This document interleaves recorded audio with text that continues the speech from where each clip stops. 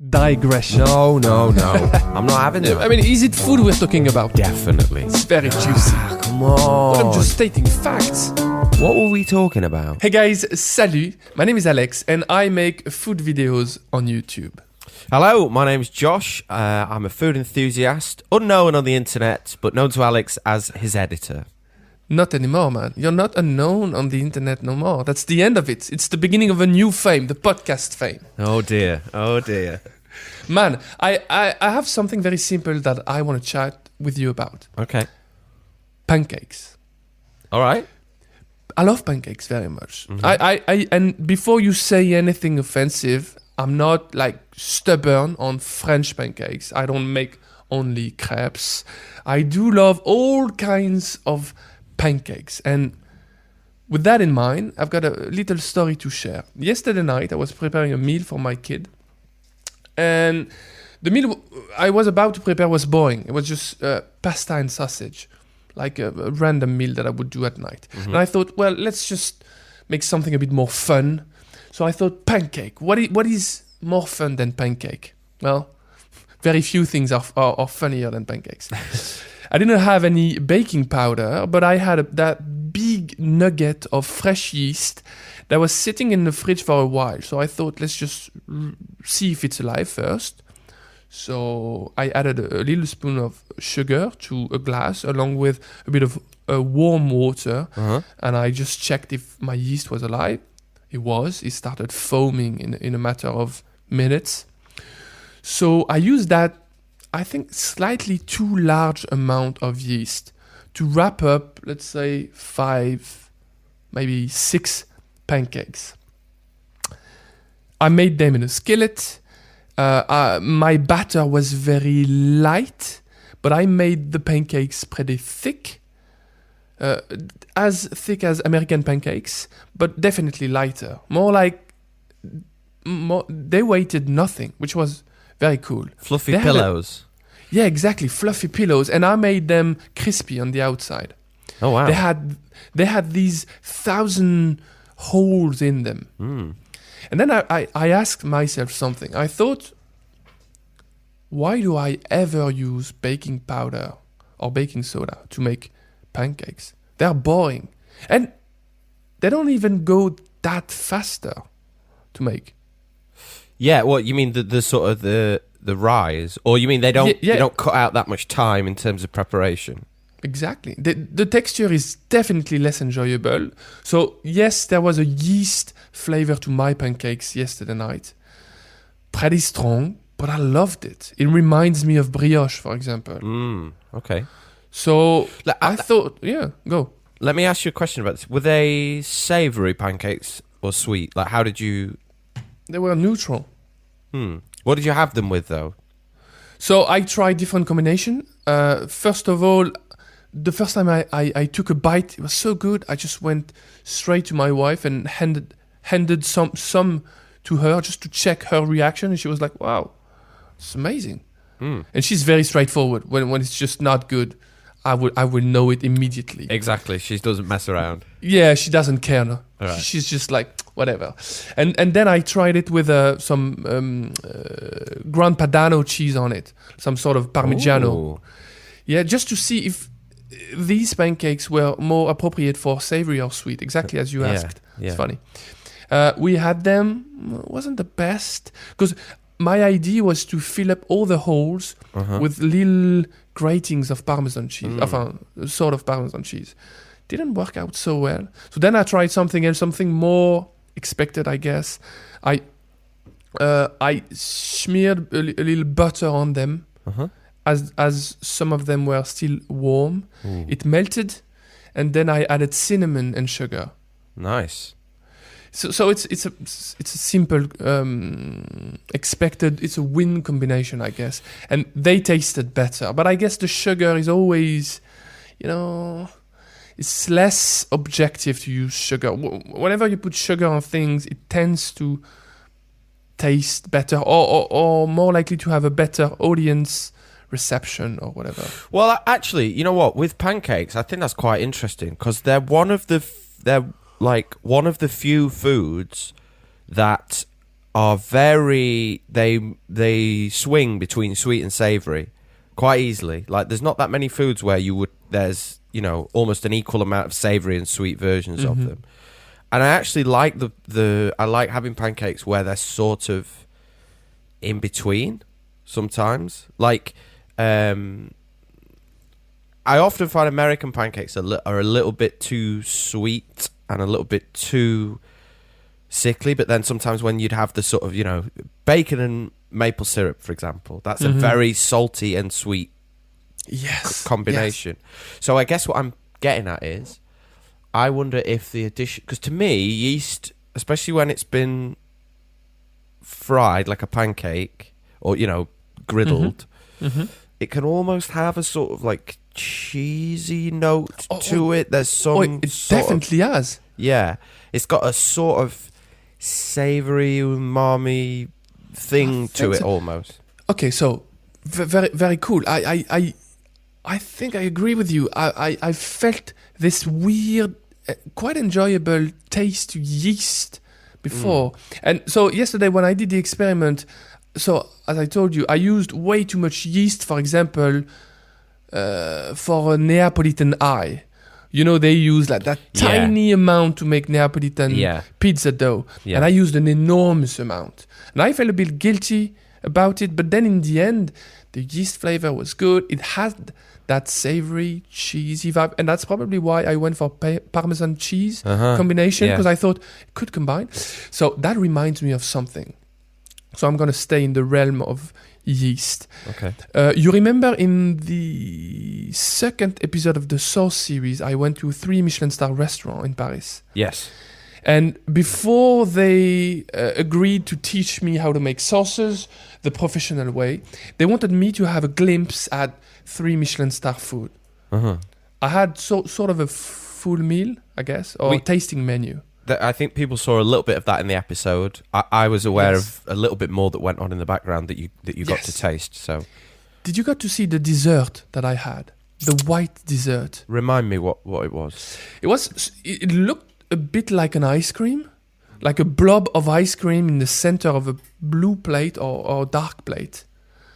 And there were like sort of, if you were to dry sourdough on wax paper. Yes. At room temperature, it would flake somehow. Yeah. So there was like this sort of ice cream blob in the center with big flakes of white something. You remember that dish or not? I don't think it was on the... I don't think we filmed it. So I started tasting it and I was like, it's very odd. There's a yeast flavor. And the guy was just smiling like a cheeky little child. It was just like, well, that's the vibe. This dessert is about yeast. Oh, wow. It's okay. That's amazing. Exactly. I exactly the same reaction. I was like, wow, so creative, so unexpected, so brilliant. And it wasn't very sweet. It wasn't very savory, but it was yeasty. And it was just like, I kept eating it. It was just like, it's funny. It's very funny. It reminded me of the smells in bakeries as I was a kid. So was the even the ice cream, was that sort of yeast flavored a little bit? Yeah. Okay, that's interesting. I don't think I've ever heard of a dish where the focus is the yeast. The flavor of yeast. Well, you say that, but actually, there are. As we've been talking about this, there's lots of things I can think of that are reliant on yeast for their flavor, but we just don't think about them so much. I guess with bread, you never think about, like obvious examples, sort of bread and beer and wine and anything that uses yeast to some extent. Sometimes they're trying to play that down, like in the Neapolitan pizza thing, where they're just using a tiny amount. I guess in other things, it's amped up more. The other things that I've thought of are, so in vegan cooking, people use a thing called nutritional yeast a lot. Yes. Have you tried it? I have, and it's a sort of cheese flavour substitute. Yes. Which is why I said about I've made sourdough pancakes before where the sourdough's gone a bit too far, and I've made the pancakes and they've got a distinct sort of cheesy note to them. Okay. Oh, you mean besides the sour vibe? Yeah, as well as the sour vibe. So they're Well, the okay. two things that sort of that go side by side, and especially the pancakes. I've noticed it because I think there's something to do with the frying and like the Maillard reaction on the the crispiness on the edge of the pancake gives it that sort of cheesiness. The other thing I'm thinking about is yeast extract or Marmite. That's like a real savory flavor. That's I don't know exactly cheesy. how they make that, but that it's not. I don't think Marmite's necessarily cheesy, but it pairs really well with cheese. Marmite has a weird flavor. Has a wild flavor. It's a very weird, strange flavor, but it's kind of a strong umami, salty flavor to it, and that is derived from yeast. So but it has a different vibe than yeast. It's just to bounce back on what you just said. When you say in bread, yeast is there. It's not only there to prove I mean, it's mostly there to proof the dough, but as a collateral, not damage, but side effect. It's a flavor that is deeply paired and intricately combined with what we have in mind when we think of bread taste or bread flavors. The fun thing in the chef's dessert was like he wasn't going for the proofing, for any proofing. it's just a flavor. He just used it for the flavor. So I thought, it's funny. It's playful. Do you know what? I as we were saying that, it made me think about your two. You were talking about pancakes and flavor and that, and also the consistency and yeast and baking soda. And it made me think of. Have you ever had soda bread? Yes. So essentially, you're replacing the yeast with baking soda as a raisin agent. And I've always found soda bread to be too dense. Oh yeah. And Definitely. it does what it doesn't have, I don't think, is when you cut into it, it doesn't quite have the, like, for example, you know, you got a baguette straight from the bakery. When you kind of tear it open, there's an aroma that comes from that, and I think a big component of that must be the yeast, because it's got this the fresh bread smell that everybody knows and loves, the sort of bakery You're right. smell. It must be related to yeast. I Mostly. don't think you get the same thing from soda bread. Now, it's been a while since I've had you it. definitely don't. Soda bread is just like, it's like cakey texture. Yeah, exactly. It's cakey, exactly. And cake, it is like cake because cakes use baking soda instead of yeast. I don't even know why they call it bread. It's just like, it's not the worst, but definitely It's far not from the best. Yeah. But Yeah. this brings it back to when did I wonder when people started using baking soda for cakes and pancakes, basically as a raisin agent instead of yeast. Now, like you said, that there's not a great deal of difference in the time-saving thing, but I wonder when people started using baking soda. Maybe they didn't have, you know, fast-action yeast or the sort of cake yeast that you were using. Yeah. Maybe they only had sourdough, and in comparison to that, I don't know. Hold on a second. You're just opening some. You're pulling on a thread right here. I think. Why don't we try and bake cake? With yeast? Yeah. Have you ever tried to do this? I've never done it, but I've seen there was a TV program on. I think it was called like Victorian Farm or something, where they sent people to a sort of a farmhouse, and they had to live as if it was 1800, right? And they had a Christmas episode, and for the Christmas episode they were making a cake, but because back then they didn't have baking soda, they had to use yeast. Okay. Now that's the only time I've ever seen anybody use yeast to make a cake. It's and weird. They seem to say Enjoy it? Yeah. But they did say that it had a slightly different flavour. Can you just not think you would love? That's a long sentence. Can you just think you would love a cake that would be made with apples, cinnamon, and yeast? 100%. It It sounds would like be amazing. It's like you said earlier, though. It sounds like brioche. As in, brioche is made with yeast, right? Yeah. And it's sweet. A lot. And it's Yeah, delicious. And it is kind of Yes. cakey, but it's like more... It's like cake bread sort of thing. And I think the thing that takes it more towards the bread is probably the yeast. So why is that? There is something more than this. Why isn't the internet covered, smeared with oh wow, yeast cake. This is the new fad now. This is the new thing. They're selling like hot yeast cakes. Exactly. Exactly. I don't know. Well, I mean, maybe you need to make some and see if that's the thing that's going to happen. Well, I will. You know, the other thing is as well, I think maybe the difference... I like the idea of using yeast because I'm into fermentation, right? And to me, the difference between baking soda and yeast is one's chemical and one's biological. Do you see what I mean? As in one's a chemical... Okay, I so don't. baking soda... I don't, because everything's chemical somehow. Yes, everything is chemical. However, Yeah. with baking soda, there is only a chemical component. With yeast, there's a biological and a chemical component. How is it any better than the other? To me, Chemistry is not bad. It's not like evil. No, I'm not saying chemistry is bad. I'm just saying that Science is bad. Bluetooth getting in your ears. I've got a tinfoil hat on. I'm keeping the Wi-Fi signals out of my brain. All right, so we're safe here. Yeah. What I'm getting at is that I like the idea that you're working with microbes to make your food. Of course you do. Of course I'm into that idea. Yeah, it's of course part of you the do. reason why I love fermentation. It's like, how do I make this pickle sour? Well, I'm not just going to put vinegar on it, which would be a chemical reaction, and then it's sour. I'm going to use the bacteria in it to create its own acid that then preserves it. I like the idea of the same thing with the pancake. You're working with the yeast are eating the flour. You're doing them a favour. Sure, you're going to bake them in a minute, so they're not too keen on that. But they're eating the flour and farting out little gasosphere, which is bubbling up the pancake. There's something to me that's a bit magical about that, whereas baking soda's a little bit... Yes, it's less imaginative. It's less. It's less Alice in Wonderland than the first one. Exactly.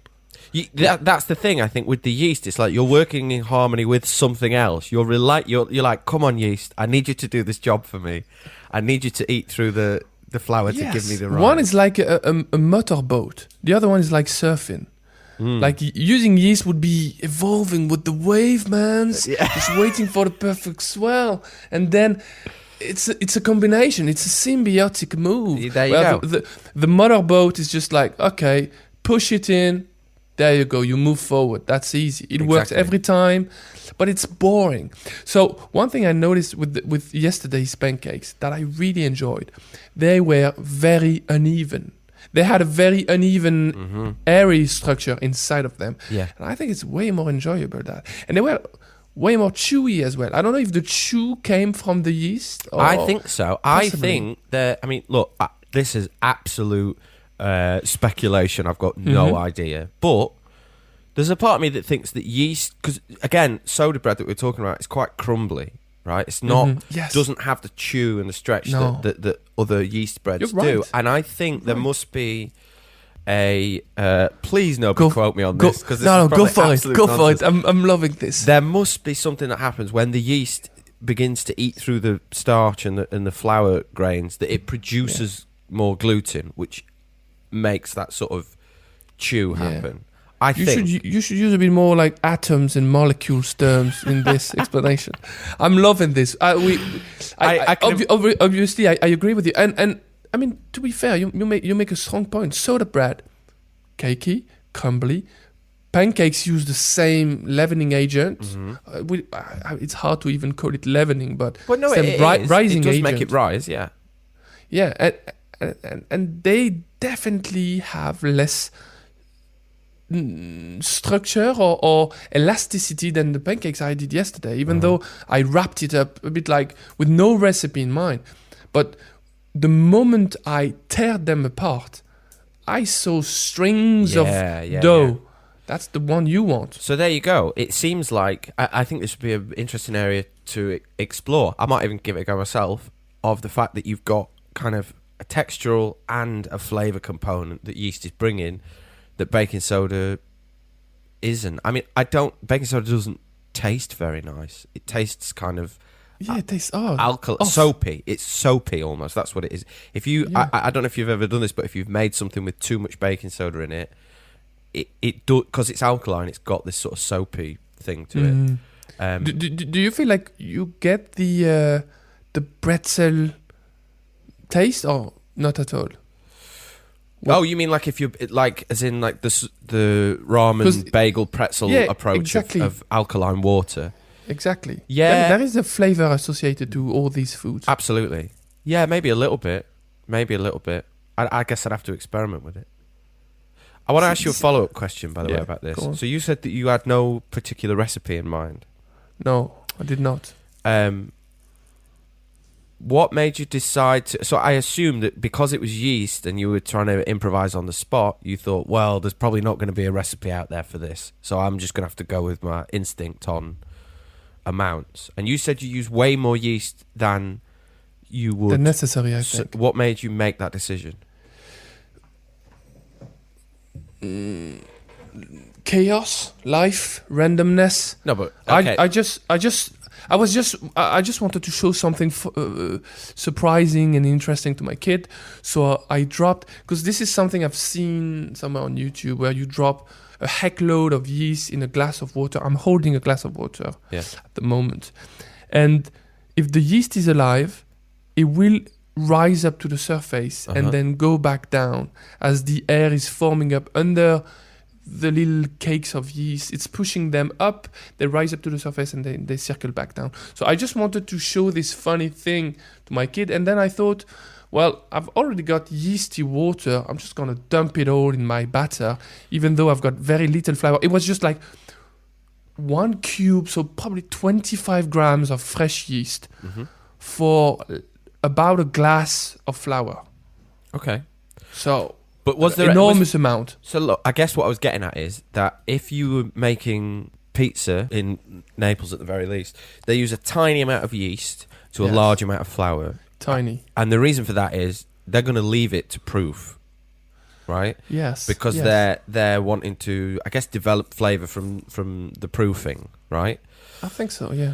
Whereas in this case, I'm assuming you're making the batter, and not very long afterwards, you're going to be making the pancakes.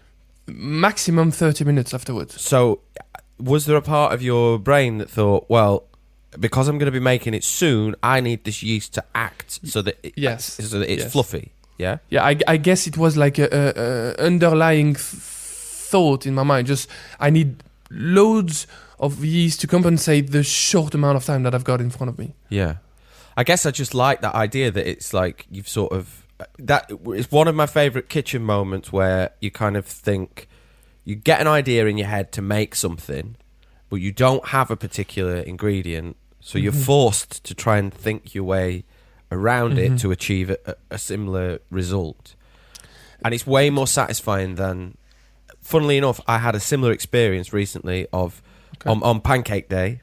Of thinking I'm going to make American style pancakes. I never make them really ever. Why? Why don't you make them? It's a great question. I don't know. Weird. Because I thought that and I'd had them. Like I should make them more often. I like them? No, I love them. I love them. You think British person shouldn't eat American pancake? No, or is there anything? No, I'm just trying to understand. I love American style pancakes, and honestly, I don't know why I don't know why I don't make them more often. I ought to, because they were great. But the thing that I had was that I thought, well, I'll look up a recipe, and then I thought, no, I don't need to look up. I understand the principle, and I can't remember. I probably used baking soda, and I can't remember exactly how I did it. But the point was, it was so much more satisfying to make the thing without having to consult something else, and it work, and it be delicious, and think. I guess that's what I'm getting at. The satisfaction that you get out of thinking, I'm going to make this thing, and then you don't use any reference points. You just make it through the knowledge that you already have, and then it works. Especially, I love it as well. Yes, go. Especially if you've improvised like you have and used something that's a bit left field or that isn't normally used, and you still get a good result. Yeah. There's a good satisfaction. There's a bit of pride involved there as well. Yeah. I mean, in all fairness, I do fail quite often when I do these. Yeah, sure. It's part of the fun, but I just want people to be aware of this. It's not a big deal for me. I've been failing way too much to be worried about this.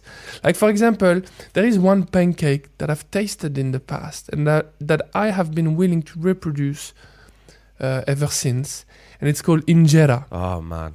I love it. It's amazing. Yeah, yeah. It's amazing, that thing. Yeah. It's like spongy, soft, acidic, but full of unexpected flavor for me, at least. I think they make it with teff flour. They do, yeah. Which is It's a sort of a, it's difficult to get hold of, I've found. Teff. Exactly. So, with that in mind, teff flour or injera kind of reminds me, but very remotely, of buckwheat flour.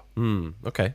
Sort of. It's definitely different, but I thought, there's some similar vibe. So I basically went to the grocery store, bought some buckwheat flour that we can easily find here because it's like the main component of crepes. Yeah, exactly. Crepes in Brittany called galettes.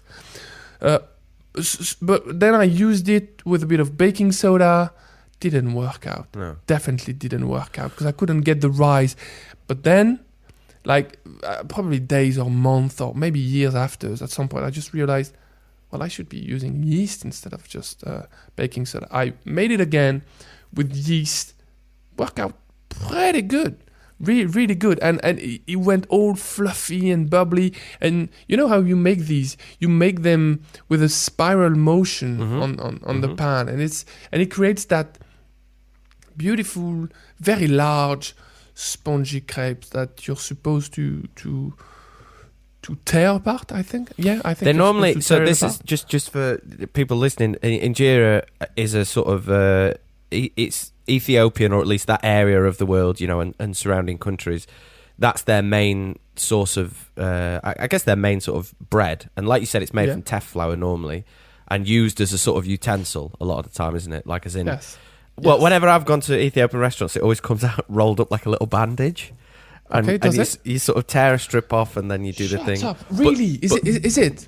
Well, it's usually that's not the way I had it. Never. So okay, there's two things that I've had when they've come out. As in, it comes out on a huge silver plate. Yeah, okay, all right. And there's a pancake that's basically the size of the table most of the time. That's the plate.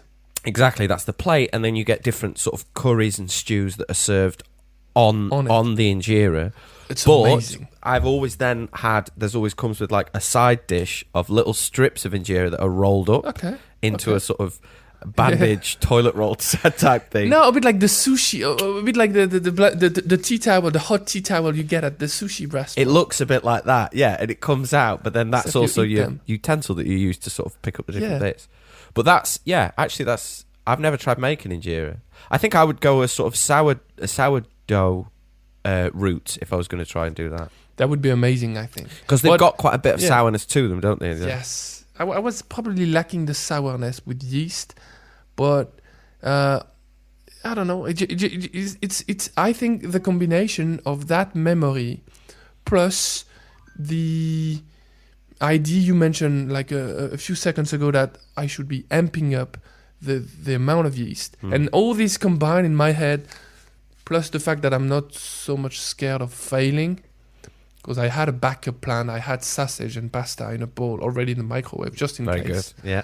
So I thought, well, it's going to be fun. And my kid ended up eating mostly, obviously, the pancakes. Because he said, yeah, well, I don't want pasta, I don't want sausage. Let me just have more of these. Because I tried different combinations, as I said. One with cheese, with cinnamon, with sugar. So it was just more playful. And I think the eating experience was in pace with the cooking experience. Well, it was fun. It was just light and... That's the thing. Pancakes are always fun. Like you were saying, like every time I make them, I always think, why don't I make these more? There's something sort of playful about making pancakes, even to the extent that you're sort of making up the recipe as you go and coming out with something, different and more exciting. Have you tried to make pancakes out of different flours? Have I? Good question. I don't know. I don't know. I don't think so. I think it's always been wheat flour. So I've tried with masa flour. Masa harina, Masa harina. So the how do you describe masa harina? It's corn flour, but it's nixtamalized corn flour, which means it's been... I knew this term was coming. You're so happy now. Okay, go on. Say it again, please. Nixtamalization. It's an alkaline preparation of corn that makes it more nutritious, and it increases the gelatin content, so you can make tortillas out of it or So- so- pancakes.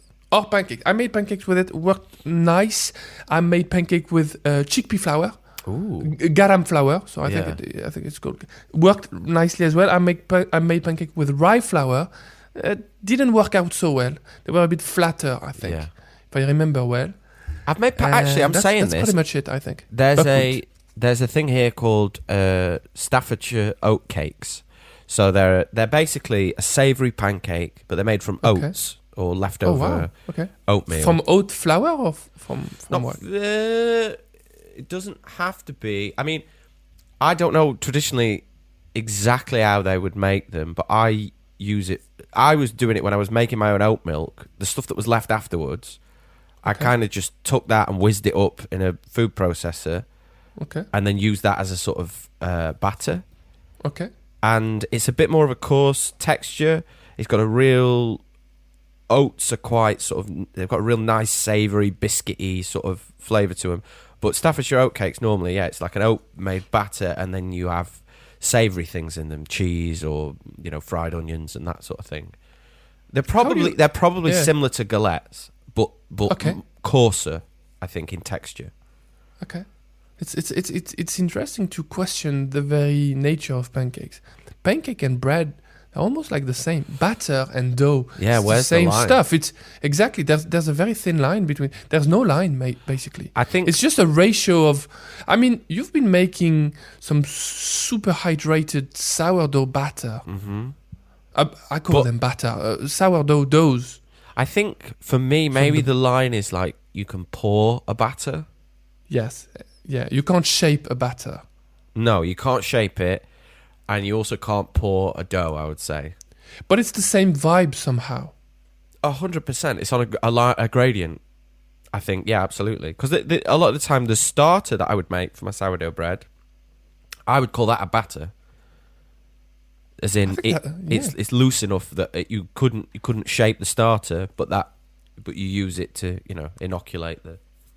It's weird. I wonder if, because I find batter to be very convenient to do flatbreads.